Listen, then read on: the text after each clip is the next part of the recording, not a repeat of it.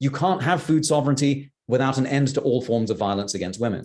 This is Max Rameau, strategist, theorist, author, and organizer with Pan-African Community Action, and you are listening to The Next World.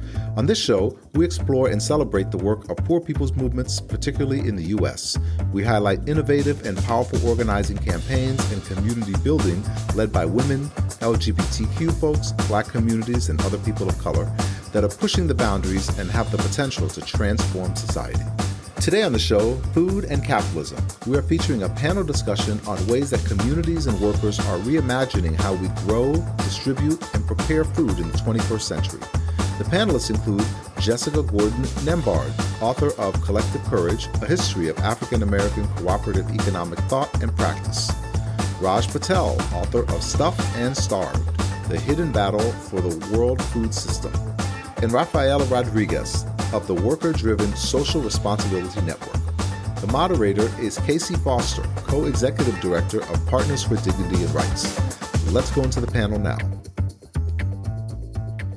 Good evening, everyone. My name is Kesi Foster. I'm the co-executive director at Partners for Dignity and Rights, and I will be your moderator tonight for this exciting and what I'm sure is going to be riveting conversation between our panelists and our guest. I would like to start by thanking everyone for being here with us tonight. I know there are many, many places people could be right now, and so we really appreciate you sharing your time with us and joining us for this conversation tonight. Before we get started, I'd like to first introduce our distinguished panelists for the night. We have Rafaela Rodriguez from the Worker Social Responsibility Network with us. Rafaela, prior to joining the Worker Social Responsibility Network, Rafaela worked for over 7 years in various national and international settings as an advocate working alongside human trafficking survivors, migrants, and undocumented communities. In 2016, she supported the implementation of the second national Worker Social Responsibility Program in the dairy industry in Vermont, New York. We also have Dr. Jessica Gordon Nembhard with us, who's a professor of community justice and social economic development in the Department of Africana Studies at the distinguished John Jay College at the City University of New York, where I am a honored alumni from City College. So excited to have Dr. Gordon Nembhard with us. She's also the recipient of many awards and honors. The list is too long to name tonight, but she also is the author of many publications and books, including Collective Courage, A History of African American Cooperative Economic Thought and Practice. Our final panelist for the night is Dr. Raj Patel, who's a research professor in the Lyndon B. Johnson School of Public Affairs at the University of Texas, Austin. Dr. Patel is also the recipient of many honors and awards, including the James Beard Foundation Leadership Award. He's a member of the International Panel of Experts on Sustainable Food Systems. His first book was Stuffed and Starved, The Hidden Battle for the World Food System. His second, The Value of Nothing, was a New York Times international bestseller.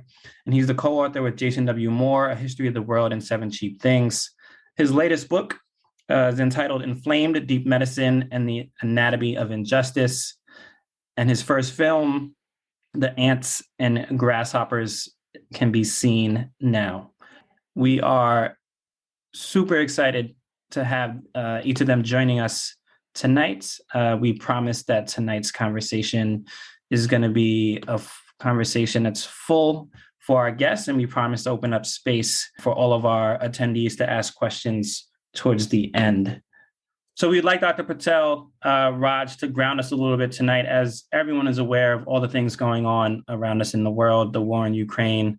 There's also numerous conflicts and wars impacting millions of people, from Ethiopia to Sudan to Yemen to Syria, all over the world. And that has an impact also on our food systems, both in the countries where there's war and conflict and the most vulnerable and marginalized countries across the world. And we were hoping, Dr. Patel, you can kind of ground us in what that means for all of us. Thank you, Kesi. And you put it very eloquently already that we are in this moment of conflict, of climate change, of COVID, of living through the long tail of colonialism and capitalism. And they've already created waves of global hunger. And now with the war in Ukraine, on top of that, if the worst is realized, then 830 million people will be malnourished around the world, in Asia, in Africa, in Europe, in the Americas. And here on the stolen land of Turtle Island. So if you could just take a moment to reconnect to the ground beneath your feet and remember where and when we are right now and how we stand on the shoulders of our fallen comrades. And I want to take a moment actually to say a prayer for one of the land defenders, for my comrade Ayanda Ngila, who was a 30-year-old leader in the Abahlali Basem Jondolo Shack Dwellers movement in South Africa, and who was laying down some irrigation tape in the Ekenana settlement in Durban just a couple of weeks back so that his community could eat. And he was killed by the ruling party because his model of care and of love was a threat. So if you can, let's just take a minute to breathe together, to join together, to reconnect with where we find ourselves, to recognize that this moment of crisis is a moment of struggle, and to recognize the ancestors over our shoulders and the carers in movements around the world in whose arms together with love we will prevail. I'll say, and thank you for that grounding. So modern capitalist food systems have become major sources of labor exploitation, poor health, climate change, ecological destruction, profiteering, animal abuse, cultural erasure, and as you heard from Dr. Patel, are impacting millions of people around the world. And those that are most marginalized communities, most vulnerable communities are feeling that impact the most. And with that said, with how challenging things are, there's also been and continues to be inspiring organizing around transforming our food systems to be more equitable, to be just, to be more democratic. And so we really want to have a conversation with our panelists tonight, both about the history and the challenges that we face, but also about the hope that people are seeing from the work that's happening, whether it's in Central Florida or anywhere in upstate New York or anywhere really transnationally across the globe, where people are really looking at this struggle around food systems as an entryway into creating a more just system, as an entryway not just to dismantling, but to building something new, right? There's a lot of talk about what needs to be broken down, what needs to be dismantled, but we really need to focus on what we need to build and what people are transforming every day in their organizing and their work. And I would love to have our first question with Jessica, which is the global industrial food system we have today is historically recent creation, but the US is home to many rich food traditions. Can you talk about some of the struggles that Black Americans have been subjected to in our agricultural and food systems, what food sovereignty means, and some of the ways that Black communities are drawing on traditions to cultivate food sovereignty today? Thank you so much. I'm happy to be here with everybody. I also want to do a land acknowledgement, acknowledge our right to land and resources, acknowledge our ancestors, and also talk about, resistance and how we have always resisted and struggled for our humanity. And so hopefully I can tell you a little bit about some of those struggles from my research with African American mutual aid and cooperatives. And really those movements start, in many ways with food security, with agriculture, land ownership, and health. Those are sort of the major issues, the way where people came together to pool what they had to make sure they could address this. So we know that Africans, even on the slave ships, right, were doing things to help each other and to support each other and to maintain their humanity. Once they were literally on would become U.S. soil and on the ground, right, some of the very early things they did was do kitchen gardens together. Because again, right, as enslaved people, they didn't own their own bodies. They weren't getting enough food or care, right? But on that one day off that they had, they would garden together to make sure they had some extra food, some extra things. So that's sort of the very first way that I know that we can think about attention to food security and recognizing the need to help each other to make sure we weren't as malnourished as the masters, the people who owned our bodies, were trying to make us. Right. And then it moves from there between agriculture co-ops, food co-ops, other kinds of collective ways. I wanted to talk about a couple of the interesting struggles and how, again, how we asserted ourselves as human beings to make sure that the ways that we address social reproduction and food security was in very collective, humane ways. I think about the women of the Combahee River Colony, or Combahee, I think is actually how they pronounce it in South Carolina, during the Civil War. After Harriet Tubman liberates their area, most of their able-bodied men join the Union Army. The women are left on lands that they have taken over from the white landowners, and they farm, make crafts together. And for the last 3 years of the Civil War, 2.5 years of the Civil War, they're running those plantations. They're not plantations anymore, but they're running those farms and those plantations as collectives and making sure that everybody eats well. The handicapped, the children, the elderly are all eating well and able to really use that land that they had been so oppressed on just months earlier or years earlier. Then during Reconstruction, the 1880s, we've got the Colored Farmers National Alliance and Cooperative Movement, which is a really fascinating movement to combine labor, women's rights, integration rights, populist movement, and cooperative development. And again, mixing farmers who own their own land and farm workers in an organization together, which became the largest Black organization in U.S. history.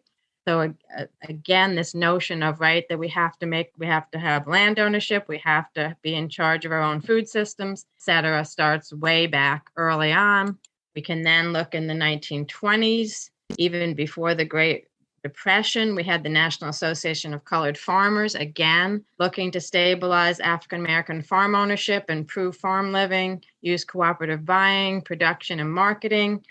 They helped members to buy farms, to get better legal sharecropping contracts if they couldn't buy farms, and to really be able to make a living through farming. So again, this notion of that the ways to do food security is to do it together, to do it pool whatever resources we have, argue for our rights, but focus on land ownership, food production, that kind of thing. We can fast forward to the 60s and 70s with the formation of the Federation of Southern Cooperatives. Similar notion, that we need, this time it's a regional organization throughout the South to help make sure that Black folks and people of color and low-income people had access to sustainable farming, to land ownership, et cetera. And that organization still exists today, celebrating its, 55th anniversary or something this year. And also in the 1970s, we've got a Fannie Lou Hamer, who's, known better, or originally was known for her work with SNCC and doing voter registration and voting rights. But she very quickly realized that without economic independence and economic democracy, we wouldn't, even voting rights are hollow. She and her husband were sharecroppers. They get thrown off their land because they registered to vote. She forms a cooperative in a cooperative landowning and farming and cooperative farms so that people wouldn't be beholden to sharecroppers and wouldn't be retaliated against if they were involved in civil rights stuff. So she also believed in cooperative ownership, land ownership, farming, We have to control our own food systems. And so, we can move all the way up to a group like Mandela Foods Cooperative in West Oakland, a worker cooperative that's a grocery store. But again, this notion that we need to own our own businesses, control our own food supply. They work with other groups in the community to do an African farmers market. They work with a credit union and other partnerships to make sure that food access is right there available in their neighborhood. And so I just wanted to lift those things up. There's also, later we can talk about examples of young people doing this also, doing school gardens and understanding the importance, of land and creating our own food and controlling our own food supplies in order to both make their own and their families' lives better, but also strengthen our communities. Thank you for that. And I think there's a number of takeaways that we're going to get to later in this conversation, just for people to kind of hold with you now, one around land ownership, but the other around cooperative land ownership, And so there's a form of land ownership now, which is individualized and not collective at all, and who's benefiting from the current, form of land ownership that we have, not just prevalent here in the US, but prevalent throughout the world. And then the other is about who's in charge of our food systems, And so we're going to get back to those two pieces later in this conversation, but I just want our attendees to kind of hold that. I want to pose our next question to Raj, which is, from COVID to climate change to workers' rights to racism to inequities, there are challenges and there are battles on a lot of fronts these days. Can you talk about why the food system is an important place for us to be engaged in struggle? Well, and thanks for that question, Kesi. And it's such an honor to be in this conversation, precisely because here we are in year 2 of COVID,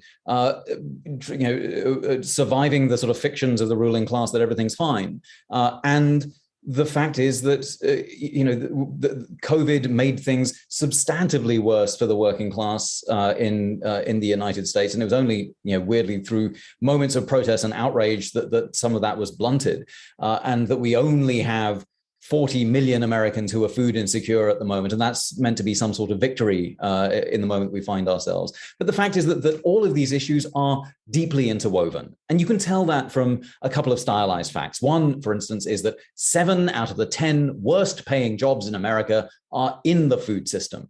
And that's not surprising, because that's the history of America, isn't it? And that's the history of modern capitalism that relies on workers kicked off land and then either forcibly enslaved or that land forcibly appropriated through colonialism, or through just the displacements of militarism and of just regular class war. Workers are forced to sell their labor on land that gets bigger and bigger and bigger. Holdings get bigger and bigger, and so it's not surprising that 7 out of the 10 worst paying jobs in America are in the food system, because that's the way the game has always been set up. This isn't an accident. It's not a bug in the food system. It's a feature. It's always been part of the story of the food system. And then you need to look at, well, who was it that was in the front lines of COVID? Whose bodies were tossed into the flames so that the middle class could sit at home and get DoorDash? Well, of course, it was the bodies of disproportionately people of color. If you look here in Texas at the 2 hotspots for COVID in the first year, it was in the prisons and in the meatpacking plants, right? And so, here in Texas, the state that fought for slavery twice, how is this surprising at all? It shouldn't be at all surprising that the way that the food system works is through various kinds of intersections of patriarchy, of racism, and of capitalist colonial class warfare. And then, at the other side of the food system, we've got America's biggest farmer. The man who owns more farmland than anyone else in America is Bill Gates.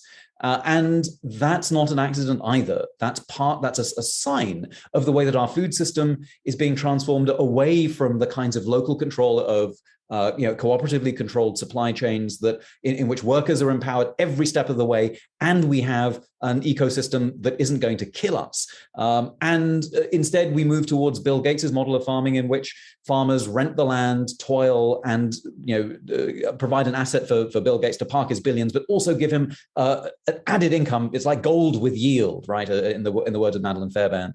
And this is a way in which farmers find themselves trapped within a system in which they are forced to exploit the land and forced to exploit labor because of the sort of machinations of capitalism. So if we're interested in overturning these systems, then we need to be very conscious about organizing across race. We need to be conscious that this is a working class effort against the Bill Gateses, and we also need to be conscious about patriarchy here. And I'll be flaying it out of myself for as long as I live, but the fact is that this is a patriarchal system. If you look at who's going hungry in the United States, you can see that written very clearly. 1 in 3 single-headed households, or female-headed households, are food insecure in the United States, and the great source of hope for me is that movements recognize this. Movements for food sovereignty, which is about having community decision making around food policy in our communities. What that turned into was a recognition really driven by peasant women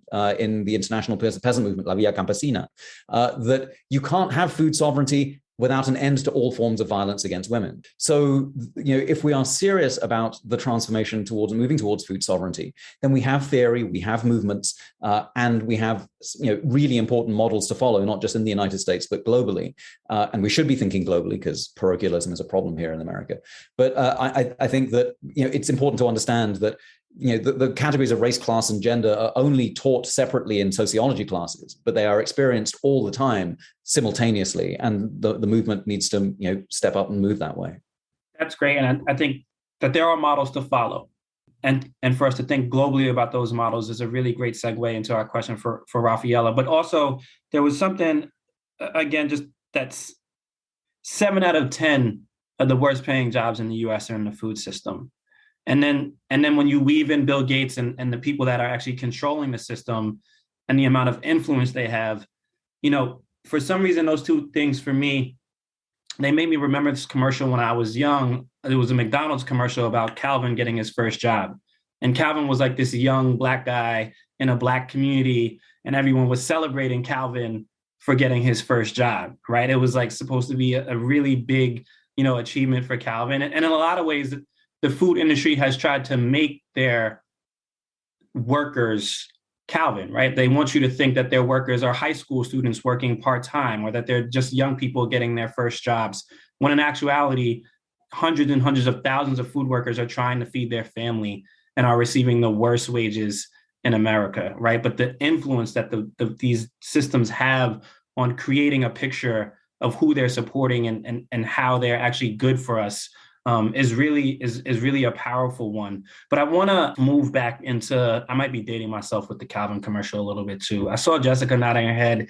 I'm not sure, everyone. It was a whole campaign. But I want to move into models to follow and pose our next question to Rafaela, which is, from farm workers to meat packers to restaurant workers, millions of people working hard to grow, prepare, and deliver our food. Yet food chain workers deal with some pretty extreme forms of abuse and exploitation. Can you talk about some of the challenges that workers face and the work that the Worker-Driven Social Responsibility Network and partners are doing to build models? Thank you, Kesi and Raj and Jessica. I think,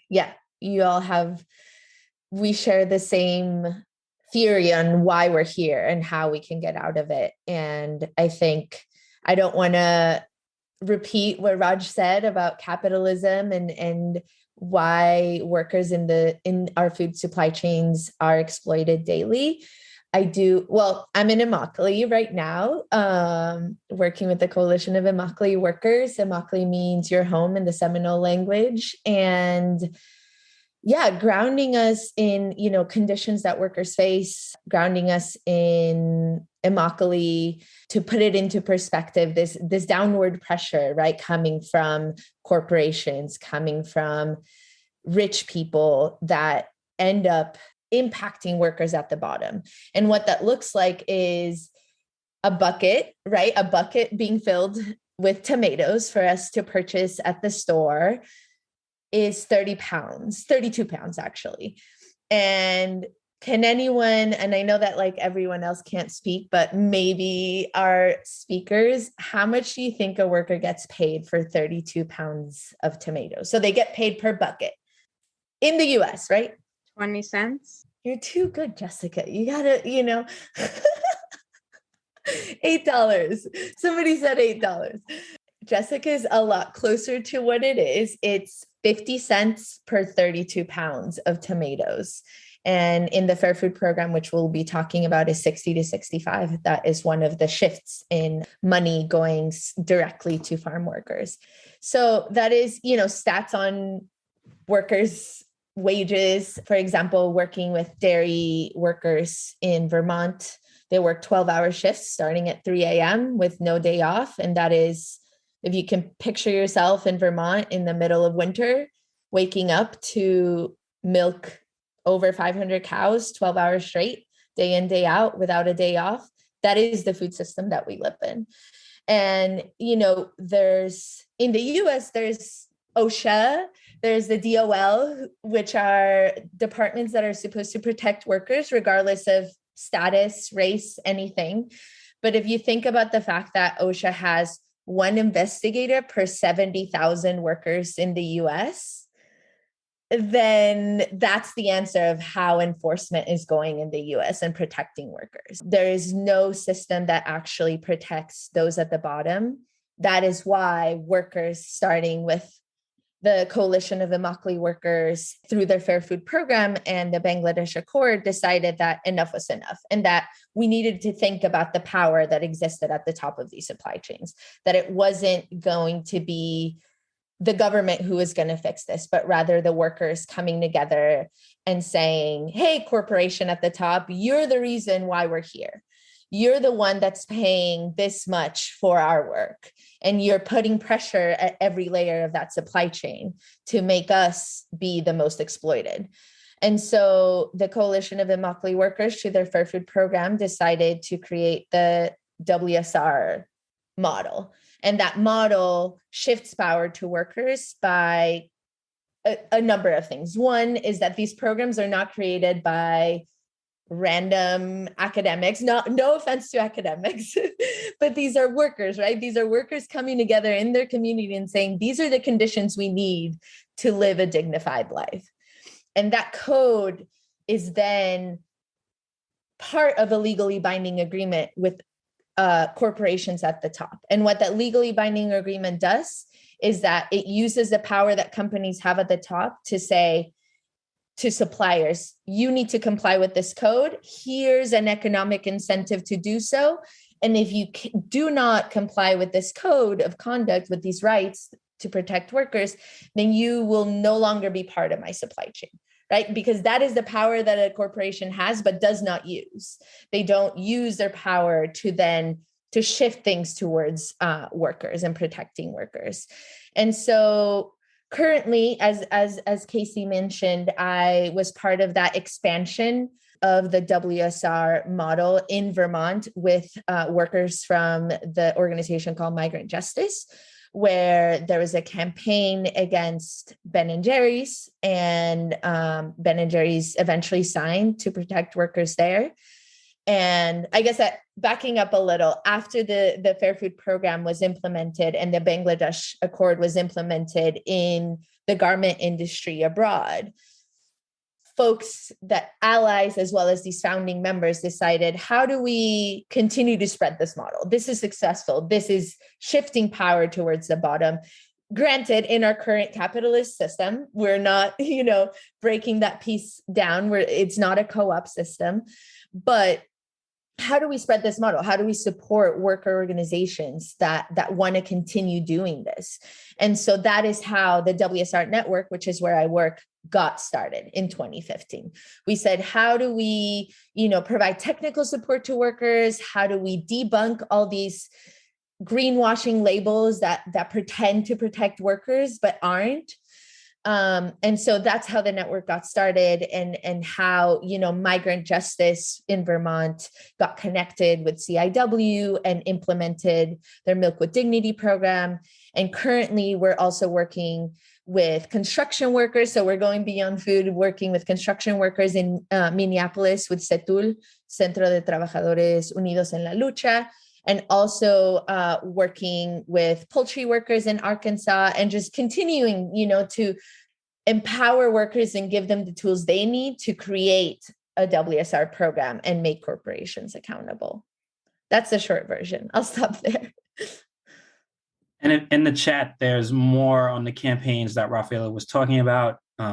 It took years for dairy workers in upstate Vermont and New York to get Ben & Jerry's to the table, a lot longer than it took for Ben & Jerry's to name some social justice flavors after Colin Kaepernick. But that's another story for another panel. But there is something I want to come back to, which is questions of power over our food systems, control over our food systems, and land ownership.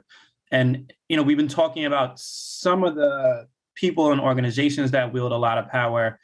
There's also politicians that wield a lot of power over policy, and our current mayor in New York City here, I remember his comment about wanting people to go back to work, and then something about low-skill workers, and he named cooks and people who work at Dunkin' Donuts, right? Like, there's also very much a narrative that's built around devaluing people who keep our food systems running. But they are organizing, as Rafaela said, those folks are organizing to build collective power. And so this is just for anyone on the panel, why is it so important that we're able to shift power over who controls land, over who controls our food system throughout the supply chain? And how are some ways people are organizing to shift those dynamics of power? I could be super quick. I would say the why is it important? It's because of what Jessica and Raj said, because the system, the agricultural system that we continue to use was built upon slavery, right? So it was never valued work. It was always, who can we exploit the most to continue feeding the rest of us, right? And so if we do not shift that narrative and say the exploited people will no longer be just exploited, but rather will be the ones providing the solutions, will be the ones with power, and we will continue to shift slowly, at least with the network and the WSR model, the power that these corporations have. That's why, right? Because there's no way that the system that we have is ever going to value the work of Black and Brown people, the work of immigrant people, the work of women who do put that food on our tables, who do, serve us at that restaurant. So I'll jump in, but Rafaela actually said much more succinctly and beautifully than what I'm going to say, but I'll jump in as the economist and give another kind of answer and say the same things. So we need to shift the power, right? Because we need self-determination and community control, right? Because those are the only ways that, again, the communities we care about, the majority, right, of the human population, right, needs to be in control of the food systems, not the 1%, right? And why is the 1% in control? Because, as we said, we're in a racial, gendered, capitalist world system, right? That alienates us from our labor, it alienates us from our land and our food, right? It developed that way, it started that way, right? That's why we call it racial and gendered, because capitalism didn't start in an isolation, right? All the intersections that Raj was talking about, right? So we need to figure out how to bring those systems back into our own control, right? Into the control of regular, ordinary human beings. The majority of us, we need to make the decisions. We need to be able to steward our own land for the next generations. We need to be able to feed our current generations. We need to combat climate change and environmental degradation, which also are a result of, in great part, of capitalism, right? Because it exploits not just human beings, but it exploits nature and Mother Earth. So we need to know the enemy. We need to name and know the enemy. Sometimes if we don't name the enemy, then we don't create the right solution to address the real structural problem, right? We just do the surface. So that's why I wanted to kind of repeat some of that. And because our current system so dishonors people and nature, we've got to figure out how to reset that balance, especially before it's too late. But I also want to say the other reason we need to shift the power is because even when we try to reset that balance, even when we try to, operate with mutual aid and cooperation and collective action, there's unfair competition, there's retaliation and sabotage, because we haven't actually wrested the power from those, the 1% who are holding it. So we need to both understand why we need to change the system, but we also then need to figure out how to wrest the power away from them, because even as we start to do our own, and I'm a big proponent of doing things small and locally to start with so that we get practice with how to do it right and how to regain our humanity and unalienate ourselves. But we also have to be really cognizant of the more we do that and the bigger we get, the more we're a target for sabotage if we're not also simultaneously undoing and wresting the power away from those power centers. I want to build on what Rafaela and Jessica have said, just because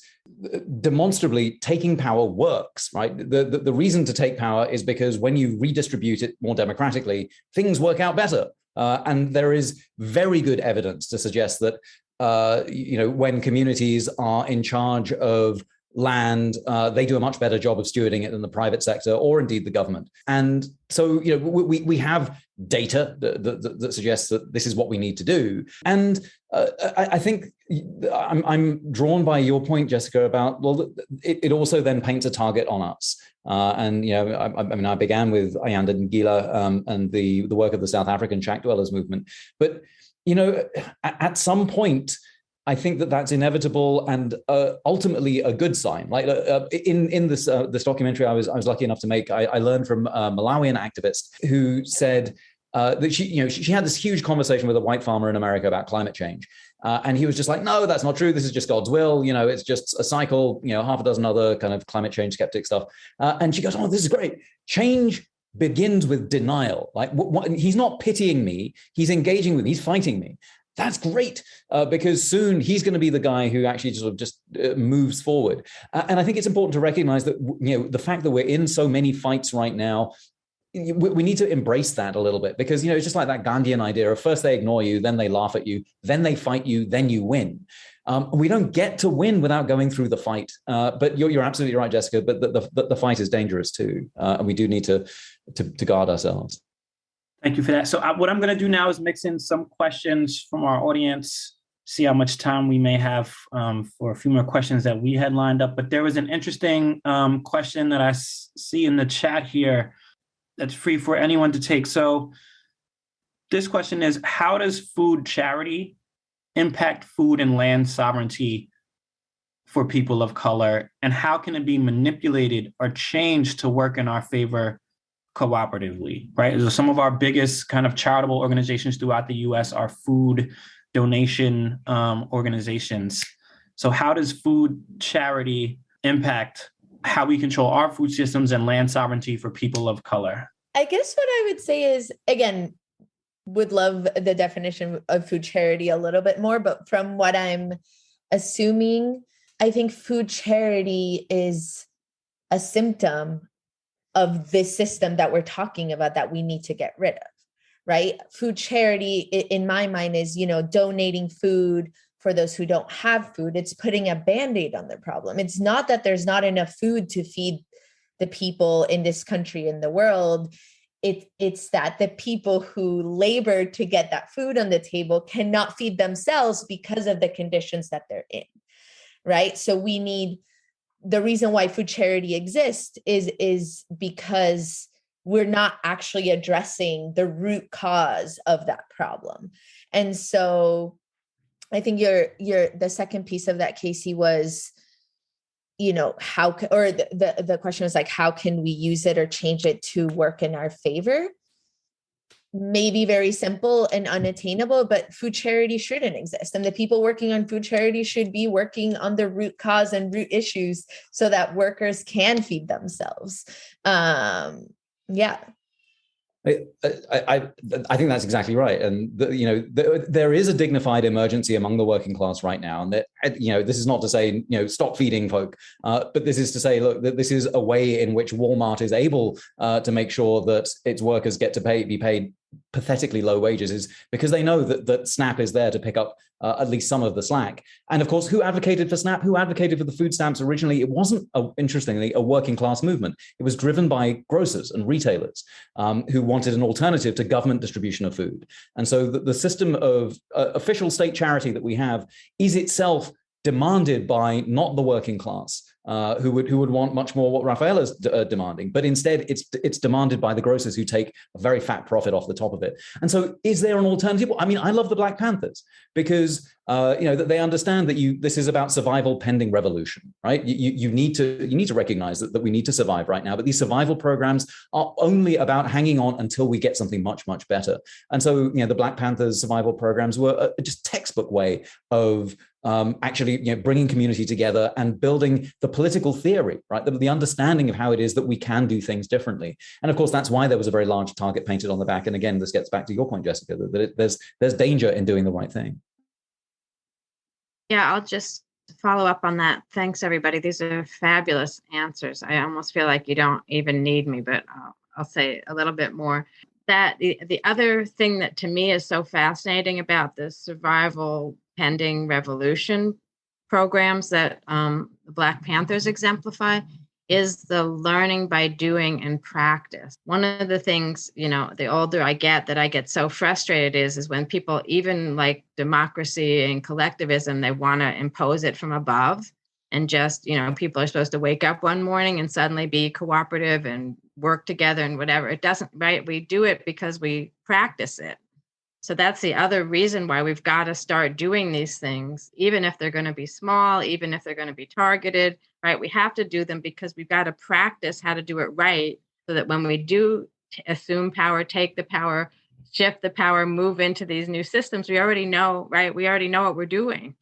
We know how to do it well. And so I think that's the other piece of this. We've got to start where we are, right? Make the road as we're walking, because that journey is such an important learning journey. That's also what helps us develop trust and solidarity with each other, in addition to develop skills and hone our skills. It helps us to work through the conflicts to get to better places. And it strengthens us so that when we do have to really fight and take that power from others, we're much stronger and in a much better position to do that.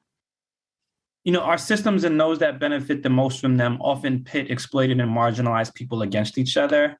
And I was listening to a Robin D.G. Kelly interview the other day where he was talking about racial capitalism. And he said, yes, absolutely. One of the main elements of racial capitalism is the devaluing and exploitation of people because of their race and gender, but also that it creates and has created a class of white workers who are also exploited, but actually don't see themselves at all collectively with the other classes of exploited workers.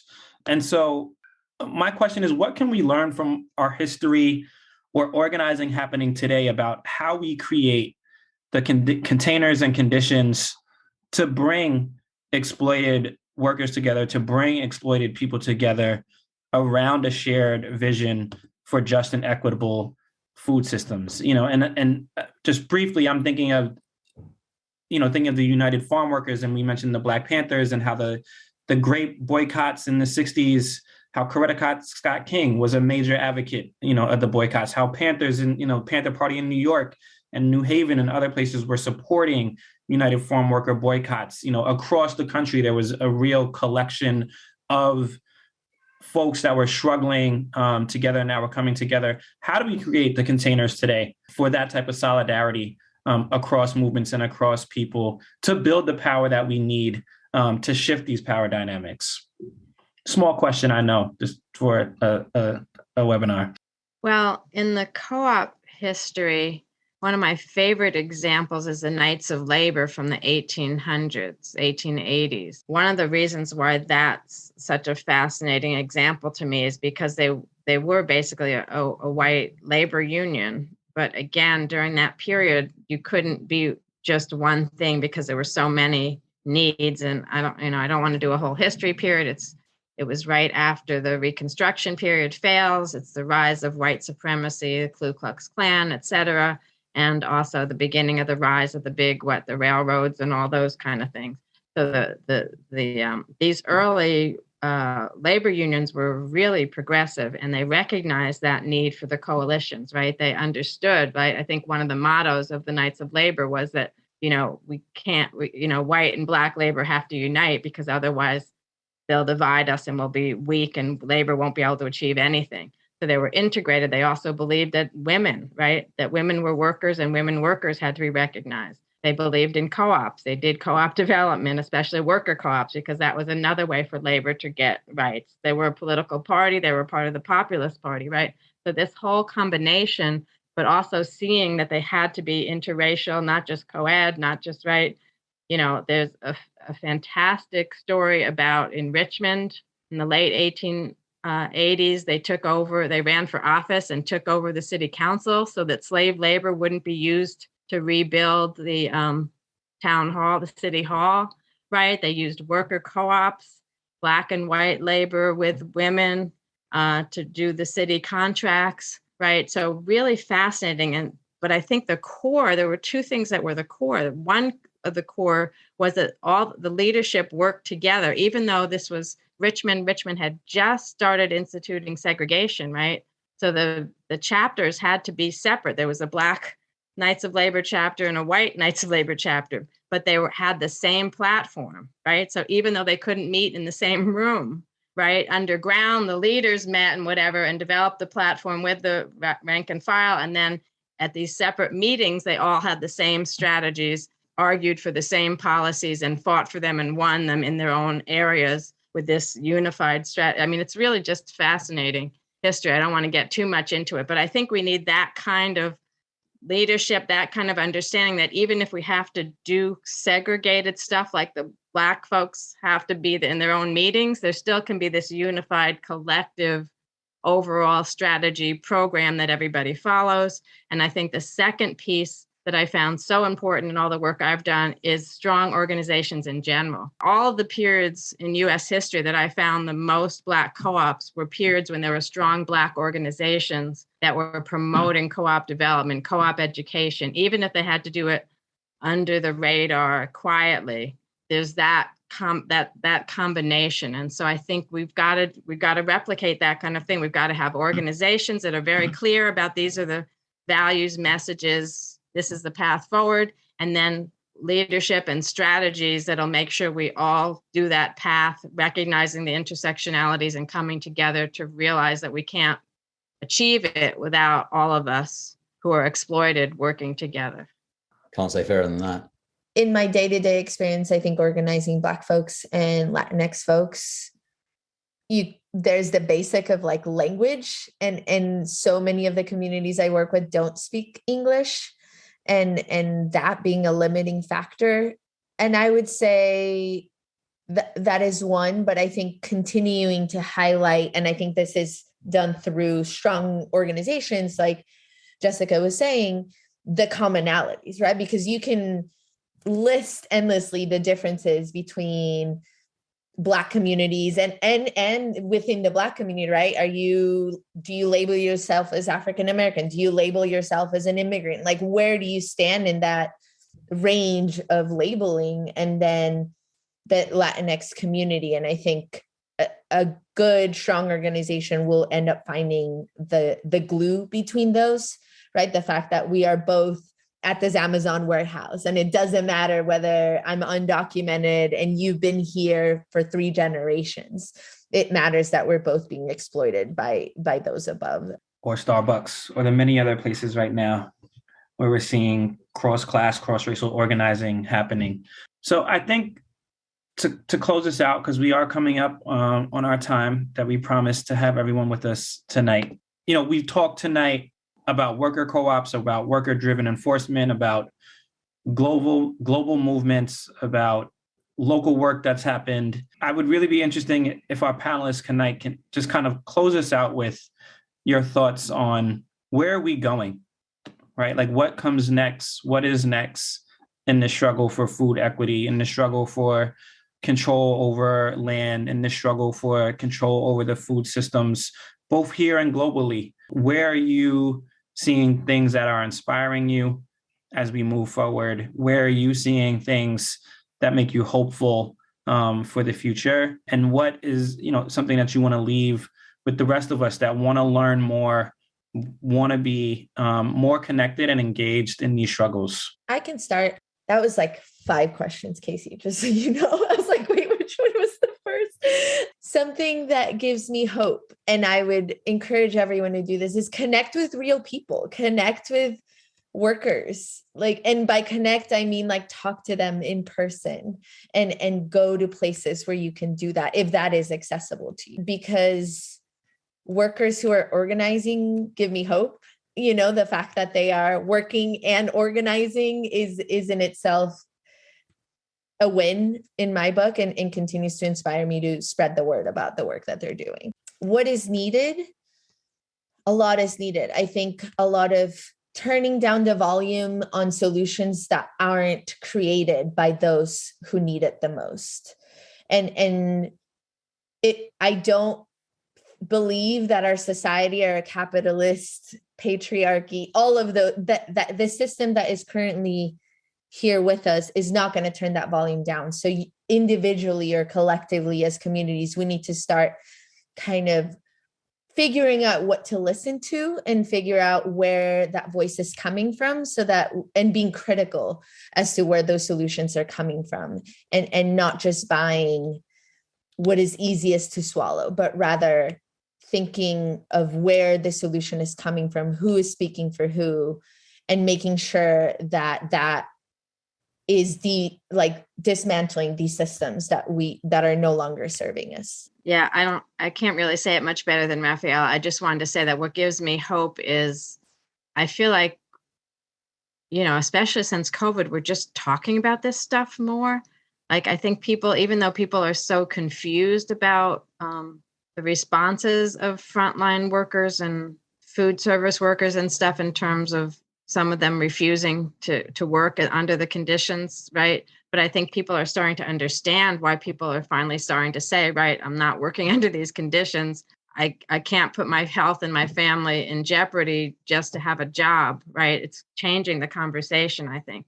So I feel hopeful between, the rise in mutual aid, the rise in people realizing, right, these capitalist jobs are not, right, they're not what we should be doing as human beings. I feel hopeful that more and more of us are realizing we need to change, think about alternatives, change the dialogue, think differently about work and jobs, what those mean, and what it means to be safe as human beings, what it means to have real food justice and other kinds of justice, right? I feel like just that we've got more of that dialogue going, more people are paying attention to what's happening and why and what the needs are. So that gives me hope. I put a couple of names of organizations in the chat, Federation of Southern Co-ops that I mentioned, but also I'm very excited about all the stuff the National Black Food and Justice Alliance does.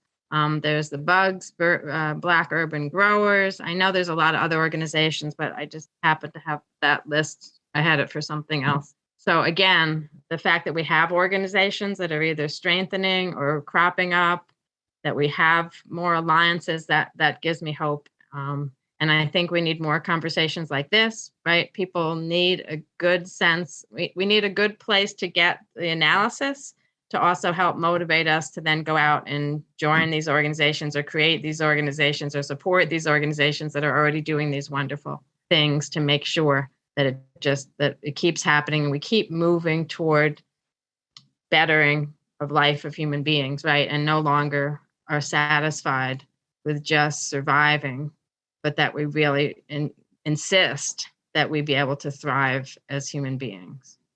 What they said, just super quick. I want to fuse, if I can, without mansplaining, exactly what y'all just said, which is, look, at some point the theory and the praxis come together. And one of my favorite people who did this was a Texan called Emma Tenayuka. I just sort of threw a link to her work, but she was part of the pecan shellers strike here. And she was a communist, which is where she got her theory. But then she was also on the ground in movement time. Movement time is different from NGO time. NGO time, you clock in, you clock out, done. Movement time is you cook together, you look after each other's kids, you're scampering around, you figure out, like, you're going hungry, great. Well, then let's figure out how it is that we get food to you. People are going hungry on strike, fine, we'll do it. We'll do lots of sort of whip rounds at the churches to make sure that you are in a place where you can fight. And the fight ended up being not just about wages, but about taking on the INS, about national identity, about who is legal and who is not. And this is a strike in the 1930s. But that idea of, look, you've got your theory, but you have your praxis, you have what you learn in the movement that is itself a school, it's a university of struggle. And that's alive in America. It was alive in the Rainbow Coalition of the 1980s. It's alive in the electric co-ops in Mississippi right now. It's alive in struggles, not just in America, but around the world. And I'm heartened and honored to be in this, just in the conversation with two practitioners of that, but also under the umbrella of this movement and of so many people doing the work, because it's only together with that dialectical relationship between theory, which we need, and practice, which we also need, that we'll make the change happen. I want to thank all three of you for the conversation tonight. I want to thank all of our guests, attendees, for joining us. I want to encourage people to the point that the conversation doesn't have to stop here and the learning doesn't have to stop here. There is no wrong place to get started. If you want to be engaged in this struggle, if you want to be engaged and connected to organizations, there's no wrong place to get started. Wherever you can get started is the place to get started. So I want to encourage people to please join the struggle around equitable food systems, around land ownership, around us controlling the systems that feed our families. For support for Partners in Dignity and Rights, to keep conversations like this happening, Once again, I want to thank everyone for the conversation tonight, and we hope to see you on the next conversation, and want to wish all of our panelists good luck with all of your work going forward. Thank you. Thank you, Raj, Jessica, Kesi. Have a good night. Thank you all. Yep. Okay. Thank you all. It's been a pleasure. Thanks to the audience. Thank you. Okay, that's our show. Thank you for listening to The Next World. I'm Max Rameau.